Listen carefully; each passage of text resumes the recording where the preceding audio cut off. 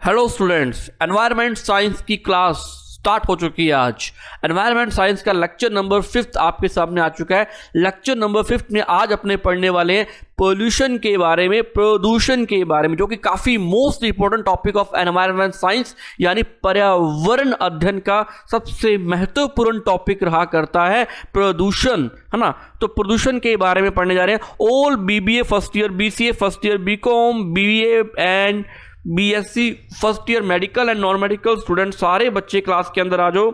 आज हम पोल्यूशन के बारे में पढ़ने जा रहे हैं, पोल्यूशन के बारे में करेंगे। जो बच्चे क्लास नहीं लगा रहे हैं उनको इन्फॉर्म कर दो कि ये क्लास बहुत इंपॉर्टेंट क्लास है, क्योंकि एनवायरनमेंट साइंस जल्दी से बच्चों का पेपर पास नहीं होता, क्वालिफाई नहीं होता। मैंने पहले भी आपको बता चुका हूं। तो सारे बच्चों को वीडियो शेयर कर दो जो बच्चे आपके फ्रेंड सर्किल्स में हैं, एंड चैनल को सब्सक्राइब कर लो फॉर न्यू अपडेट करने के लिए, है ना, न्यू अपडेट वीडियोस के लिए आपको। और कल भी आपकी क्लास होगी, चिंता मत करना बच्चों। तो आज हम शुरू करने जा रहे हैं एनवायरनमेंट साइंस के बारे में। एनवायरनमेंट पोल्यूशन का चैप्टर पोल्यूशन शुरू करने जा रहे हैं, प्रदूषण शुरू करने जा रहे हैं। सारे बच्चे क्लास के अंदर आ जाओ। ओके, एक बात और बता दूं, जो जितना करवाऊंगा उतने में आपका पेपर तो श्योरली क्वालिफाई हो जाएगा, उससे बाहर आपका कुछ भी नहीं आएगा। पेपर आपका क्वालिफाई हो जाएगा, पेपर आपका क्वालिफाई हो जाएगा, है ना।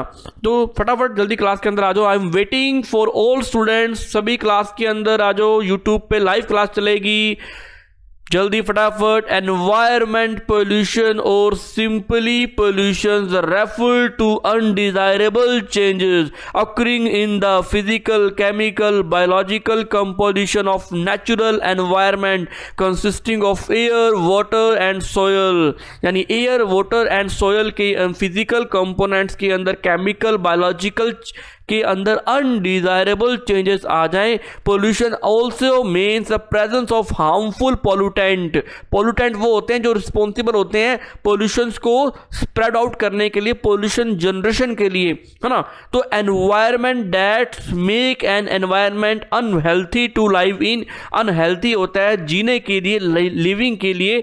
According to National Academy of Science USA 1966, pollution is defined as the undesirable changes in physical, chemical, biological, water, air, soil that may harmfully affect human, animal and plant life, the industrial progress, living conditions and cultural assets।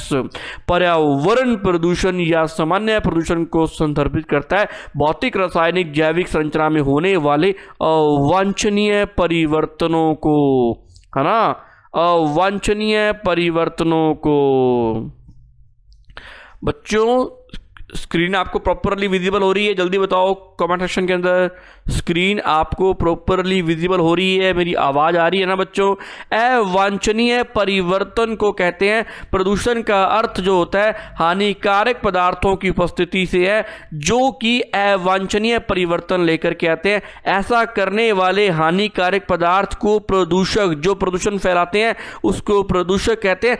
National Academy of science के अनुसार USA 96 प्रदूषण को एक अवांछनीय के रूप में परिभाषित किया गया है। भौतिक, रासायनिक, जैविक में परिवर्तन, पानी, हवा और मिट्टी की विशेषताएं मानव, पशु और पौधों के जीवन को नुकसान पहुंचाता है। औद्योगिक प्रगति, रहने की स्थिति और सांस्कृतिक संपत्ति को भी नुकसान पहुंचाता है। A pollutant is defined as any form of energy or matter action that causes imbalance, disequilibrium in the required composition of natural object such as air, water.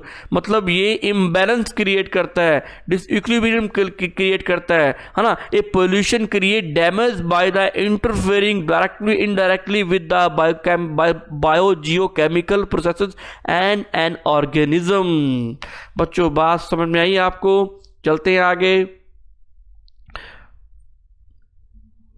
प्रदूषक को ऊर्जा या पदार्थ या क्रिया के रूप में भी परिभाषित किया जाता है ना। वायु, जल आदि प्राकृतिक वस्तुओं की आवश्यक संरचना में असंतुलन पैदा करना, असमानता पैदा करना। प्रदूषक जीव के जैव रासायनिक प्रक्रिया के साथ प्रत्यक्ष या अप्रत्यक्ष रूप से हस्तक्षेप करके क्षति पैदा करता है। यहां तक हमने प्रदूषण की डेफिनेशन पढ़ी। बच्चों समझ में आई पोल्यूशन की डेफिनेशन? एक एक चीज आपको समझाऊंगा, वन लाइन में आपको क्वेश्चन मिलेगा। हिंदी में अलग बताऊंगा, इंग्लिश में अलग बताऊंगा। दोनों मीडियम के बच्चों का नुकसान नहीं होगा। बच्चों, pollutant are two types, the most important topic. What is pollutant? जो कि फैलाते हैं, पोल्यूशन को स्प्रेड आउट करते हैं, पोल्यूशन को जनरेट करते हैं। प्रदूषण का कारण जो बनते हैं उसको बोलते हैं प्रदूषक, यानी pollutant are two types, the natural pollutant and natural pollutant are. Exam में क्वेश्चन आता है कि what is natural pollutants for responsible for pollution. तो आप क्या लिखोगे? नेचुरल फोर्सेस के लिए क्या लिखोगे आप? Such as volcanic eruption. Volcanic eruption क्या? ज्वालामुखी, जंगलों में आग लग जाना अपने आप सूर्य की विकिरणों से या किसी और कारणों से। तो फॉरेस्ट फायर, वोल्केनिक इरप्शन, ज्वालामुखी, इससे जो भी धुआं निकलता है, जो भी स्मोक निकलता है, उसके कारण जो पोल्यूशन जनरेट होता है, it is natural pollution, it is natural pollutant. Man made यानी अपने द्वारा बनाया गया, है ना। हम बात कर रहे हैं man made pollution. This refer to the release to excess amount of gases or matter by human activities. For instance and increase the number of automobiles add excess carbon monoxide to the atmosphere causing harmful effect on vegetation and human health। Automobiles का मतलब कहते हैं जितने भी आप bike चलाते हो, scooty चलाते हो, जितने भी व्हीकल्स आप खरीदते ही जा रहे हो, कभी कार कभी बाइक, है ना, अलग अलग वैरायटीज के ऑटोमोबाइल जितने इंक्रीमेंट लग रहा है। कभी आपने देखा हो दीपावली के सीजन में ऑटोमोबाइल्स की खरीद परचेजिंग बहुत ज़्यादा होती है, तो उससे क्या इफेक्ट पड़ रहा है बच्चों? उससे भी ये मेन इफेक्ट पड़ रहा है ना। बच्चों थोड़ी सी टेक्निकली प्रॉब्लम आ रही है, अभी सही कर देते हैं इसको, है ना। आपको प्रॉपरली विजिबल हो रहा है ना? Harmful effect on vegetation and human health, है ना, ये इफेक्ट पड़ता है। तो आगे चलते हैं। प्रदूषक दो प्रकार के होते हैं, प्राकृतिक प्रदूषक।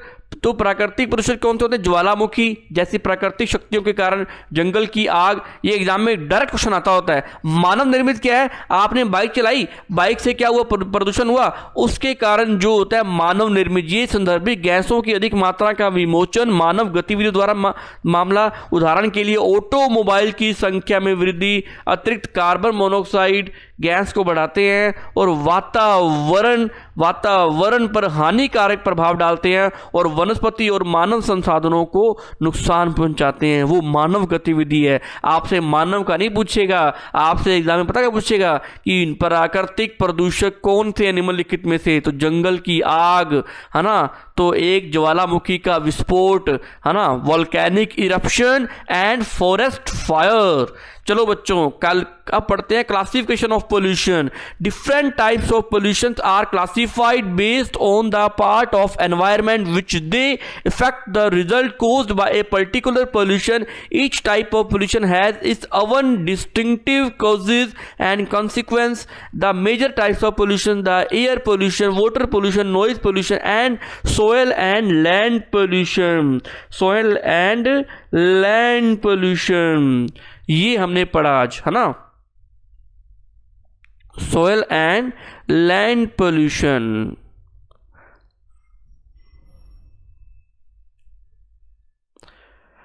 बच्चों एक मिनट रुको, थोड़ी सी डिस्टर्बेंस हो रही है, अभी इसको क्लियर कर देते हैं। अब बच्चों आपको विजिबल हो रहा है प्रॉपरली? चलो,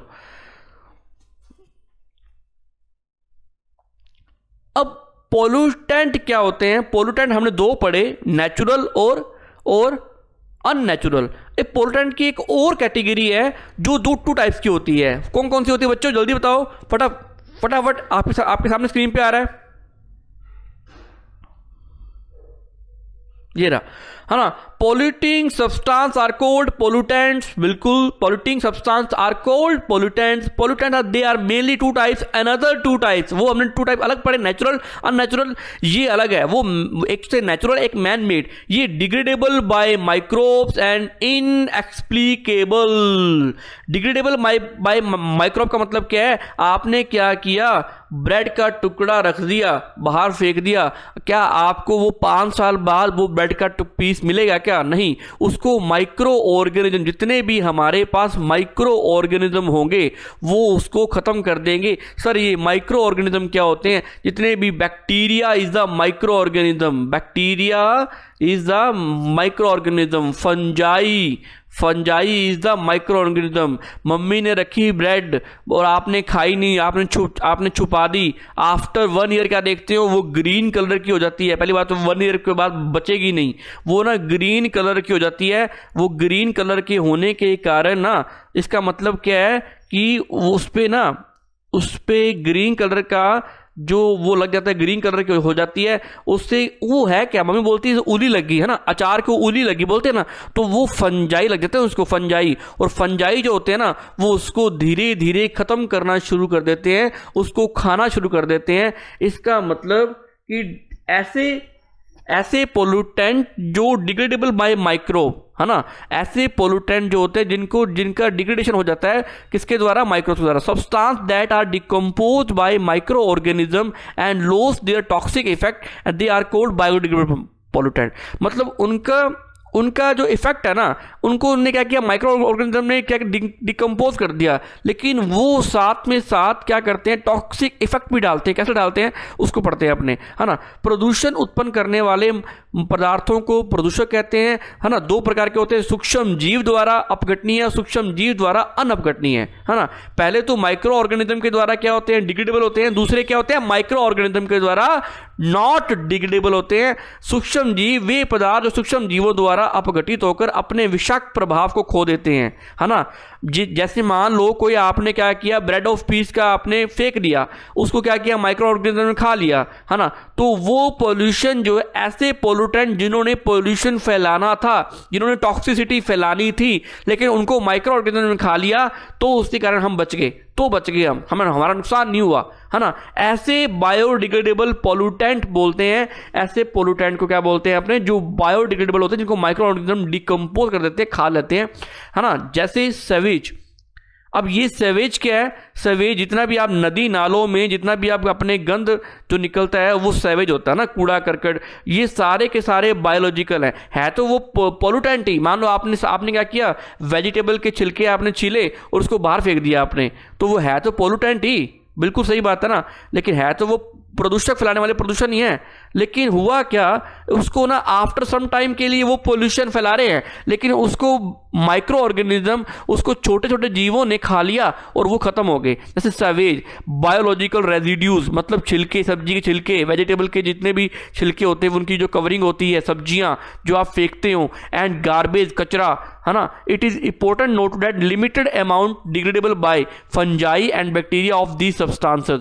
मतलब है तो वो पोल्यूटेंट ही, है तो वो प्रदूषक ही, है ना, जो पोल्यूशन फैला रहे हैं, लेकिन वो बायोडिग्रेडेबल है, उनको बैक्टीरिया ने खा लिया, मतलब आफ्टर सम टाइम तक वो नुकसान पहुंचाएंगे, उसके अलावा हमारा कोई नुकसान नहीं है पहुंचाएंगे। लेकिन non biodegradable pollutant, substance that are not degradable by micro organism, the pollutant are called non-biodegradable pollutant from the beginning are harmful, बहुत ज़्यादा हार्मफुल होते हैं। हिंदी में बात करें, जैसे वाहित मल, जैवीय अवशिष्ट पदार्थ, कूड़ा करकट, धातु है, इन पदार्थों की एक सीमित मात्रा कवक व जीवाणु द्वारा अपघटित हो जाती है, ऐसे को बोलते हैं अपघटनीय प्रदूषक।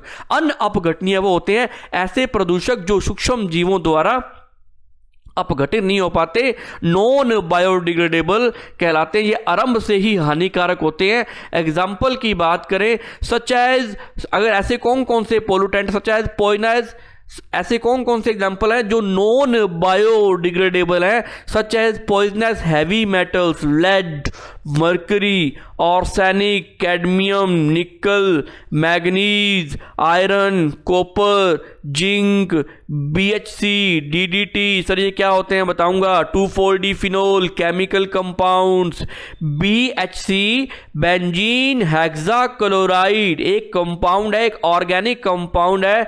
Benzene hexachloride is the full form of the BHC। कई बार एग्जाम में आ जाता है कि BHC की फुल फॉर्म बताओ। BHC is an important agriculture pesticide mainly use for exterminating white ants, leaf hopper and termite. इनको खत्म करने के लिए, है ना, जो सफेद चींटियां होती हैं, जो पत्तियों को खाने वाले टर्माइट होते हैं, लीव्स को खाने वाले, उनके ऊपर छिड़काव किया जाता है। एग्रीकल्चर पेस्टिसाइड की स्प्रे की जाती है। लेकिन ये ना नॉन बायोडिग्रेडेबल है, इसको ये बायोडिग्रेडेबल नहीं है। एक बार छिड़काव कर दिया, बारिश हुई, पानी के अंदर ये आ गया और हमारी नहरों में मिल गया और हमें बड़ा नुकसान पहुंचाएगा। आपको पता होगा कि हमारे शहर के अंदर, गंगानगर के अंदर, पंजाब से काफ़ी गंदा पानी आता है, जिसके अंदर ये सारी की सारी हैवी मेटल्स होती हैं जो हमारे लिए हार्मफुल है।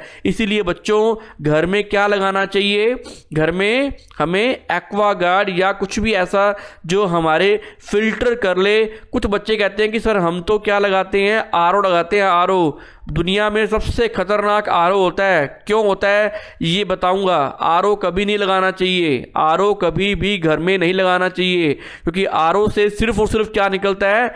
RO ऐसी चीज है जो आपका सिर्फ और सिर्फ H2O ही निकालेगा और कुछ नहीं निकालेगा। सर H2O तो हमने लेना नहीं, आपने पानी नहीं पीना अकेला, आपने मिनरल वाटर पीना है ना, खनिजों वाला पानी पीना है। हमें अकेला H2O नहीं पीना। RO की एक कमी होती है कि ये सिर्फ H2O हमें देता है निकाल करके, फिल्टर करके, हमें मिनरल वाटर नहीं देता। जबकि एक्वागार्ड हो गया या कोई भी जो अदर जो होते हैं वो हमें क्या देते हैं, वाटर देते हैं। तो एक्वागार्ड प्लस UV वाला RO कभी भी यूज नहीं करना चाहिए। RO बहुत ज़्यादा हार्मफुल होता है। इसका रीजन कभी बताऊंगा। बिल्कुल इसमें लॉजिकली बात है, बायोलॉजिकली बात है कि RO हमें नुकसान क्यों पहुंचाता है। लेकिन RO की फुल फॉर्म क्या होती है, RO की फुल फॉर्म होती है रिवर्स ऑस्मोसिस। रिवर्स ऑस्मोसिस यानी व्युत्क्रम परासरण, है ना। तो ये एग्जाम्पल याद कर लो बच्चों, एग्जाम में डायरेक्टली पूछे जाते हैं कि नॉन बायोडिग्रेडेबल BHC, है ना, benzene hexachloride, DDT, 2,4-D phenol. ये 2,4-D आपको ध्यान है कि जब दीपावली होती है तो सड़कों के साइड में वाइट सा एक पदार्थ का छिड़काव किया जाता है, स्प्रे किया जाता है ना, सफेद सा वाइट सा, वो होता है DDT। और ये DDT हमारे लिए बहुत नुकसानदायक है बच्चों, बहुत ज़्यादा नुकसानदायक है। ये कभी भी खत्म नहीं होता है। जैसे मान लो आपने क्या किया, आपको पता है कि हमारे प्लास्टिक की जो पॉलीथीन है वो बैन है। क्यों? क्योंकि ना ये नॉन बायोडिग्रेडेबल है, अन अपघटनीय होती है। एक बार ही आपने प्लास्टिक छोड़ दिया ना जमीन के अंदर, वो सारी उम्र पड़ा रहेगा लेकिन कभी खत्म नहीं होगा। बहुत ज़्यादा नुकसान पहुंचाता है, बहुत ज़्यादा नुकसान, है ना। जैसे हिंदी में बात करें, जहरीली भारी धातुएं, सीसा, पारा, आर्सेनिक, कैडमियम, निकल, मैग्नीज, लोहा, तांबा, जस्ता, DDT एंड 2,4-D फिनोल आदि रासायनिक यौगिक जो हैं ये नॉन बायोडिग्रेडेबल अनअपघटनीय है। बेंजीन हेक्साक्लोराइड का पूरा नाम है बेंजीन हेक्साक्लोराइड। BHC एक महत्वपूर्ण कृषि कीटनाशक है, मुख्य रूप से चींटियों, पत्ती, होपर यानी पत्ती को खाने वाले दीमक जो होते हैं उनको भगाने के लिए उपयोग में लाया जाता है। ये हमने बात की। उसके बाद अपने करने जा रहे हैं, क्वेश्चंस करने जा रहे हैं। बाकी आगे अपने थ्योरी कल पढ़ेंगे। क्वेश्चन आपकी स्क्रीन पे आ चुका है। Highest percentage of air series start हो चुकी है बच्चों। थ्योरी हमने पढ़ ली आज की थ्योरी इतनी ही पढ़ेंगे, बाकी की थ्योरी कल कंटिन्यू करेंगे। आज आपके सामने स्क्रीन पे 10 क्वेश्चंस आने जा रहे हैं, आपने एक्टिवली पार्टिसिपेट करना है बच्चों। सारे बच्चों ने आंसर बताने हैं, फटाफट आंसर बताओ। Highest percentage of the air consist of air, हवा के उच्चतम प्रतिशत होते हैं हवा में oxygen, carbon dioxide, nitrogen, organ. Sir हमें तो आपने करवाई नहीं क्वेश्चंस, आप कैसे पूछ रहे हो? मैं इन जनरल पूछ रहा हूं बच्चों, इन जनरल, है ना। कार्बन डाइऑक्साइड, नाइट्रोजन, ऑर्गन, जल्दी बताओ फटाफट, मैं वेट कर रहा हूं। और आंसर भी बताना है, A या B या C या D, और साथ की साथ आपने क्या बताना है, उसकी परसेंटेज भी बतानी है। शाबाश, मैं वेट कर रहा हूं, शाबाश। बच्चों उसकी परसेंटेज बताओ। शाबाश, सारे बच्चे आंसर दो। बिल्कुल राइट आंसर, राइट आंसर दे रहे हैं बच्चों। Right answer is the nitrogen gas. Nitrogen gas की परसेंटेज एयर के अंदर मैक्सिमम होती है ना, और 78 पॉइंट समथिंग, यानी 78.04% होती है इसकी, 78% होती है। शाबाश बच्चों, एक बात और बताओ मुझे कि नाइट्रोजन जो गैस होती है वो एक्टिव गैस होती है या इनएक्टिव गैस होती है? नाइट्रोजन जो गैस होती है वो एक्टिव गैस होती है या इनएक्टिव गैस होती है? बताओ। शाबाश। मैं नाइट्रोजन की बातें कुछ और भी बताऊंगा आपको, जल्दी बताओ कमेंट सेक्शन के अंदर। बिल्कुल शाबाश, इनएक्टिव गैस क्यों होती है सारी बातें बताऊंगा जब आगे की बात आएगी। Taj Mahal is being affected by a noise pollution, B air pollution, C water pollution, none of these. Taj Mahal इससे प्रभावित हो रहा है, ध्वनि प्रदूषण से, वायु प्रदूषण से, जल प्रदूषण से। जल्दी बताओ फटाफट, आंसर आपके सामने स्क्रीन, जल्दी फटाफट fast. Water pollution, air pollution, noise pollution, ऐसा कौन सा पोल्यूशन है जिसके कारण ताजमहल अफेक्टेड हो रहा है? जल्दी शाबाश।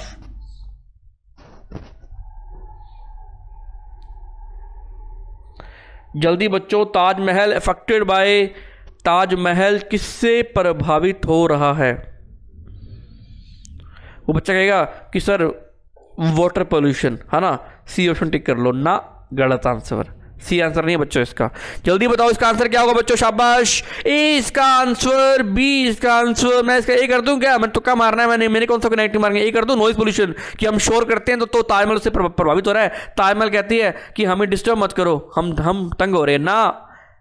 ए नहीं होगा, सी भी नहीं होगा, डी भी नहीं होगा, इसका आंसर है बी बच्चों, एयर पोल्यूशन। मैक्सिमम बच्चों ने इसका आंसर सही बताया। शाबाश सारे बच्चों को, शाबाश, ए आंसर सही बताया। Most polluted river in the world.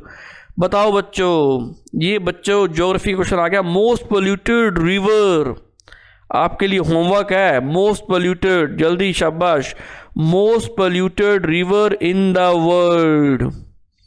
शाबाश, इसका आंसर दो जल्दी फटाफट। सारे बच्चे इसका आंसर दो। जब तक सारे बच्चे 100 के 100 बच्चे आंसर नहीं देते तब तक मैं आगे नहीं चलता। जल्दी।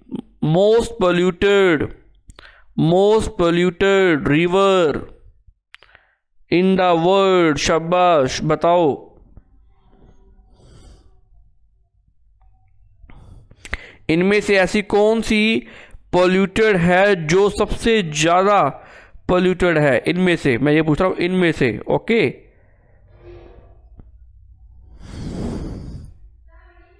जल्दी बोलो फटाफट। शाबाश बच्चों, जल्दी बोलो, कौन सी ऐसी रिवर है बच्चों? वैसे तो एक बात बताऊं, सबसे फर्स्ट जो आती है वो आती है सीताराम रिवर, है ना। सीताराम यानी सी, चलो ये बताता हूं आपको भाई, वो नहीं, आपको कंफ्यूज नहीं करता। इनमें से बताओ कौन सी है इनमें से। शाबाश, डी ऑप्शन सही है, राइट आंसर। मैक्सिमम बच्चों ने आंसर सही बताया, डी। इसका आंसर ए नहीं होगा, यमुना नहीं होगा, इसका आंसर डी होगा। Ganga river is the most polluted river. देख लो, हम कर रहे हैं ये चीज, हम कर रहे हैं और कोई नहीं कर रहा, है ना। हम कर रहे हैं, इसको नुकसान कौन पहुंचा रहा है? हम पहुंचा रहे हैं बच्चों इसका नुकसान, समझे बात को। तो मोस्ट पोल्यूटेड रिवर जो है ना वो कौन सी है? गंगा है। और most polluted in the world, इन ऑप्शन के अलावा कौन सी है वो बताऊंगा फिर कभी। Air pollution causes global warming, respiratory problems, soil erosion, none of these. वायु प्रदूषण का कारण वैश्विक तापन या श्वास प्रणाली की समस्याएं, मृदा अपरदन, इनमें से कोई नहीं। एयर पोल्यूशन कारण बनता है, वायु प्रदूषण का कारण बनता है, ग्लोबल वार्मिंग बनती है, या क्या बनता है? जल्दी बताओ फटाफट। शाबाश। Air pollution causes soil erosion, respiratory problems and global warming। जल्दी शाबाश। वायु प्रदूषण का जो कारण बनता है वो क्या बनता है? वायु प्रदूषण का कारण, जल्दी। वायु प्रदूषण का मेन कारण जो बच्चों बनता है वो बनता है ग्लोबल वार्मिंग, है ना। टिक कर लो बच्चों। अब ये ग्लोबल वार्मिंग क्या होती है ये भी बताऊंगा आगे जब टॉपिक शुरू होंगे इसके, तो ए ऑप्शन टिक कर लो इसका, ग्लोबल वार्मिंग। चलते हैं बच्चों आगे। ग्रीन हाउस गैस कौन सी इनमें से, सर ये ग्रीन हाउस गैस कौन सी होती है, what is you mean green house gas, ये टॉपिक जब आगे आएगा तब करवाऊंगा। ग्रीन हाउस गैस का मतलब क्या होता है, सिंपल सी बात है, कुछ गैसें ऐसी होती हैं, मैं तुम्हें बता ही देता हूँ। कुछ गैसें ऐसी होती है, जैसे मान लो ये अपनी अर्थ है ना, तो कुछ गैसें ऐसी होती हैं, कुछ गैसें ऐसी होती हैं जो अर्थ के टेम्परेचर को बढ़ा देती हैं, अर्थ के टेम्परेचर को बढ़ा देती हैं। वो गैसें कौन सी होती हैं, वो गैसें पोल्यूशन भी फैलाती हैं, है ना। अर्थ के टेम्परेचर को बढ़ाने के कारण क्या होगा, पूरा का पूरा जो अर्थ है वो क्या हो जाएगी, अपनी गर्म हो जाएगी। उसको बोलते हैं वार्मिंग, क्या बोलते हैं, ग्लोबल वार्मिंग, है ना, ग्लोबल वार्मिंग। लेकिन उसके लिए ये गैसेस रिस्पॉन्सिबल हुई, लेकिन इसका नाम ग्रीन हाउस ही क्यों पड़ा, इसका नाम ग्रीन हाउस ही क्यों पड़ा, इसका नाम ग्रीन हाउस ही क्यों पड़ा बच्चों, किसी को पता हो तो बताए, शाबाश। इसका नाम ग्रीन हाउस ही क्यों पड़ा बच्चों, जल्दी बताओ फटाफट, इसका नाम ग्रीन हाउस ही क्यों पड़ा, किसी को पता हो तो।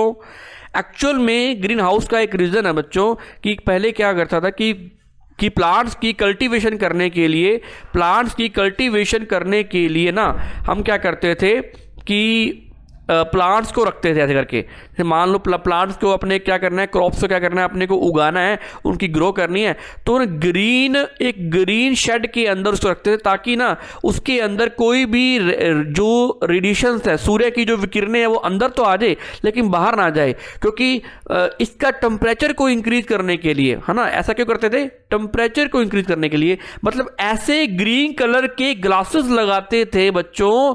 आपने कभी सुना देखा हो ग्रीन हाउस बने होते हैं कि उसके अंदर सन के जो रेडिएशन तो आ जाते हैं, उसके कारण अंदर रेडिएशन तो आ जाते हैं, विकिरणें आ जाती हैं। विकिरणों में क्या होती है, ऊर्जा होती है, हीट होती है, और हीट से क्या बनता है, ऊर्जा से क्या बनता है बच्चों, ऊष्मा बनती है ना, हीट बनती है। तो अंदर आने के बाद टेम्परेचर इंक्रीज हो गया, लेकिन ये रेज वापस नहीं जा पाती थी, एनर्जी अंदर ही रह जाती थी, टेम्परेचर इंक्रीज हो जाता था, टेम्परेचर इंक्रीज हो गया। तो इसी को बोला गया ग्रीन हाउस इफेक्ट, इसी को बोला गया global warming. Green house effect के कारण ही ग्लोबल वार्मिंग होती है। मतलब ये हमने इसका टेम्परेचर इंक्रीज करना था, वो हमने कर दिया, समझे। कुछ नहीं हुआ, हिमाचल वाले देश में रहते हो, हिमाचल वाले प्रदेश में रहते हो, अब मुझे ये करवाना है, मैंने क्या किया, ग्रीन कलर का एक बनाया, पूरा शेड बनाया, एक उसमें कांच लगा दी सारे, है ना, और नीचे प्लांट्स मैंने क्या करवाने, ग्रो करवाने हैं। ऊपर से सन रेडिएशंस आए, सूर्य की विकिरणें आई, और वो अंदर तो आ गई लेकिन बाहर नहीं जा पाई। इसका मतलब अंदर का टेम्परेचर इंक्रीज हो गया, अंदर का तापमान बढ़ गया। इसको बोलते हैं ग्रीन हाउस इफेक्ट। और ऐसी कौन कौन सी गैसेस हैं जो ना लाइट रेडिएशंस को एब्जॉर्ब कर लेती हैं, ऐसी कौन कौन सी गैसें हैं जो लाइट रेडिएशंस को एब्जॉर्ब कर लेती है, एनर्जी को एब्जॉर्ब कर लेती है और उस एनर्जी को वापस नहीं जाने देती। तो टेम्परेचर क्या होगा, एकदम से इंक्रीज हो जाएगा, तापमान बढ़ जाएगा, और उससे क्या होगा, ग्लोबल वार्मिंग इफेक्ट होगा। ऐसी कौन कौन सी गैसें हैं वो बात कर रहा हूं। तो मेनली एग्जाम में क्वेश्चन आता होता है, वो ना तो नाइट्रोजन है, ना ऑक्सीजन है, ना मीथेन है, वो सबसे ज्यादा mainly carbon dioxide is a green house gas. मतलब कार्बन डाइऑक्साइड जो दुनिया में बढ़ रही है ना, वो पूरे दुनिया का तापमान बढ़ा रही है। तापमान बढ़ने के कारण, टेम्परेचर बढ़ने के कारण सारे के सारे ग्लेशियर्स जो है वो पिघल रहे हैं। सर ग्लेशियर क्या होता है, बर्फ के पहाड़ जहां से हमारी क्या निकलती है, रिवर निकलती है, हमारी नदियां निकलती हैं, है ना, वो सारे की सारी पिघल रही हैं। तो हमारा टेम्परेचर बढ़ रहा है पूरी दुनिया का, जो कि काफी हार्मफुल इफेक्ट है। आने वाले टाइम में देखना कितनी गर्मियां हो करेंगी, हमारे समर्स में, हमारे गर्मियों वाले सीजन में इतनी गर्मी हो करेगी, हद ही नहीं होगी। इसका कारण क्या बच्चों, कार्बन डाइऑक्साइड। क्योंकि कार्बन डाइऑक्साइड में क्वालिटी होती है, क्वालिटी क्या होती है, सूर्य से आने वाली विकिरणों की ऊर्जा को अवशोषित कर लेती है, सन से आने वाली रेज को एब्जॉर्ब कर लेती है, जिससे हमें ये वापस ना उस रे को लौटाती नहीं है, उस एनर्जी को वापस नहीं देती। किसको, सूर्य को या एनवायरमेंट को, वो वही रखती है। जिससे क्या होगा, हीट इंक्रीज होती है, उष्मा बढ़ती है, टेम्परेचर बढ़ता है पूरी दुनिया का, पूरी पृथ्वी का, पूरी अर्थ प्लेनेट का। बच्चों बात समझ में आई आपको, जल्दी बोलो शाबाश।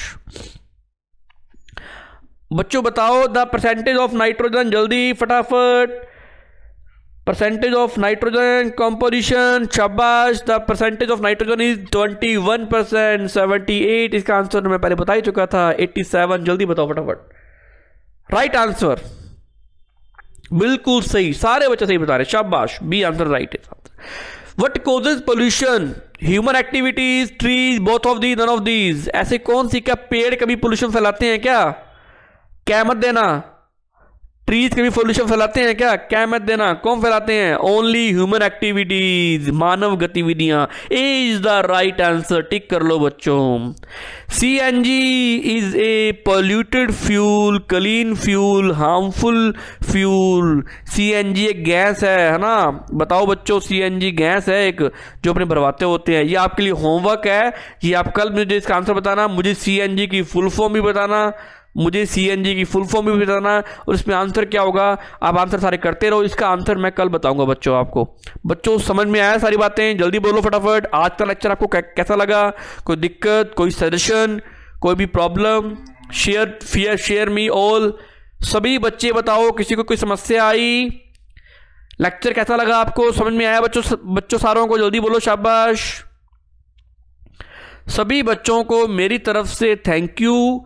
कल मिलते हैं। कल 26 जनवरी गणतंत्र दिवस, रिपब्लिक डे पे कल क्लास होगी आपकी। सारे बच्चे क्लास में आएंगे। कल की क्लास में ऑफ नहीं करने वाला।